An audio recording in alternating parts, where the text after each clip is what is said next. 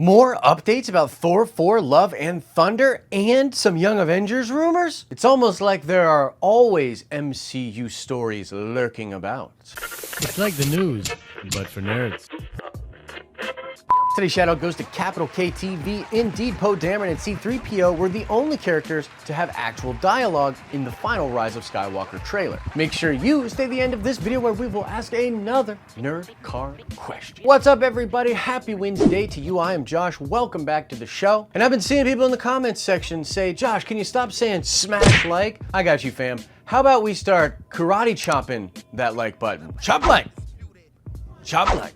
All right, now let's get into some Thor 4 news. Taika Waititi recently sat down with Wired to do an interview about Jojo Rabbit, but of course he was asked about Thor, Love, and Thunder. And he had some pretty interesting things to say, and for full transparency, I'm actually referencing the write-up and sort of review of this that's on MCU Cosmic, the one that Jeremy Conrad put up. And so first, when asked about the movie and how it will relate to Thor Ragnarok, Taika had this to say. It's going to be bigger and louder and more bombastic, the director says. It's only interesting to me if we're doubling down on how nuts Ragnarok was. Oh baby, doubling down on how nuts Thor Ragnarok was? Yes, please. And considering some of the awesome things we've been hearing about this film and the rumors out there, you know, that it would be mostly in space, that it's gonna have the Collector and the Grand Master possibly in it, all of that stuff seems pretty wild.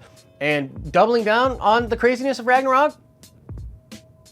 Can't be positive enough about that. That sounds amazing. Now, next up, Taika was actually asked specifically about the shipping of Carol Danvers and Valkyrie. Yeah, there's totally a ship out there that's Valkyrie and Captain Marvel. And if you don't know what shipping is, God bless you, but it is actually when people take characters that are not romantically involved, or at least they're not obviously romantically involved, and want them to be in a relationship. And Taika was asked about this because it's a thing. Here's what he had to say. Thing is, I think it's dangerous for people to say too much about what they want with Marvel, because then they will tend to go the other way. You want to listen to the fans at a point, but also you don't want to have a completely fan-made film, because then it doesn't feel like there's any point. You want to have people surprised. And I'll be real, that is a very interesting answer. I actually don't know what to make of it, because that doesn't seem to be Marvel's MO. Marvel doesn't seem to like hear what fans want and then subvert expectations and go the opposite way. If anything, a major criticism of Marvel could be laid upon them as them maybe listening too much to what fans want, or perhaps going with the fan obvious favorite thing. And this is just opinion here, but I think if you replace Marvel in Taika's statement with Taika Waititi, the statement makes a lot more sense. Let's read it that way. The thing is, I think it's dangerous for people to say too much what they want with a Taika Waititi movie, because then I will tend to go the other way with it. You want to listen to fans at a point, but blah, blah, blah. You get what I'm saying. Look, the guy is speaking more for himself, I think, than Marvel. And I'll be extra real. I don't care about that ship at all. Like, I'm not a shipper. I've talked about this in the past. I respect people that like that kind of thing, but it's not my thing, right? So like, I don't care about the ship at all.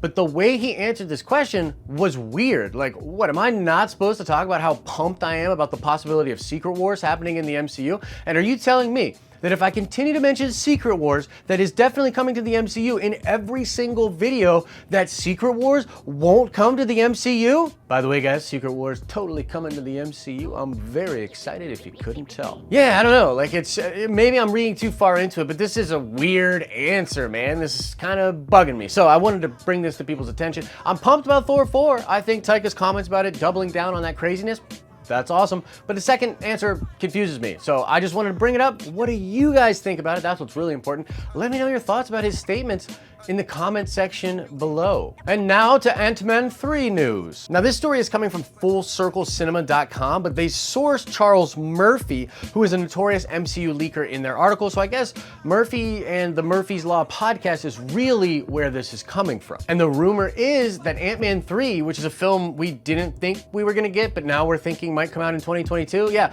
that movie will actually introduce the Young Avengers, according to the rumor.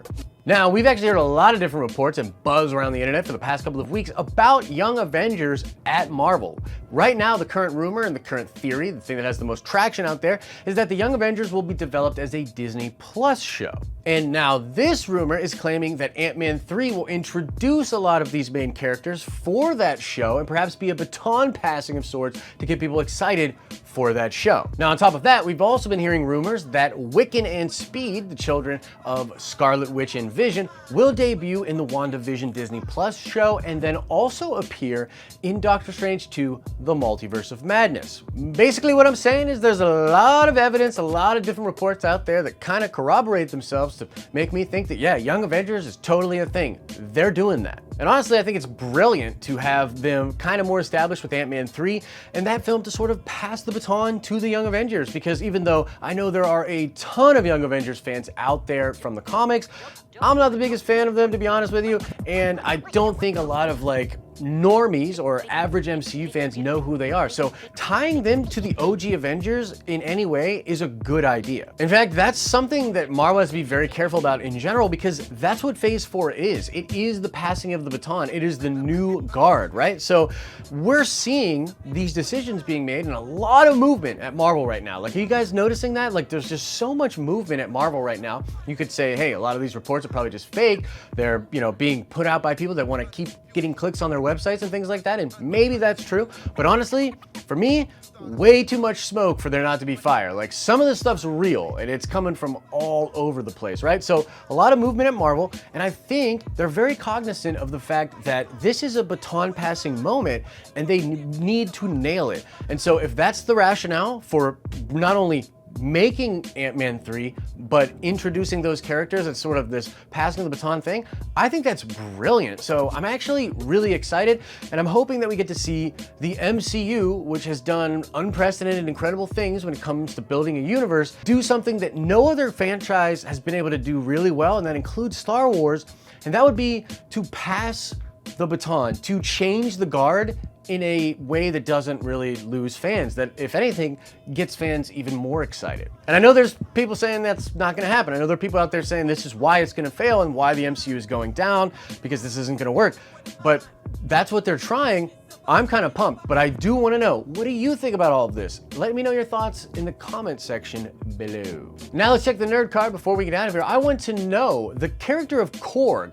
Who is the voice actor that voices that character? Answer that question in the comment section below. As I always say, I hope you're having an awesome and a nerdy day, and I'll see you in the next video.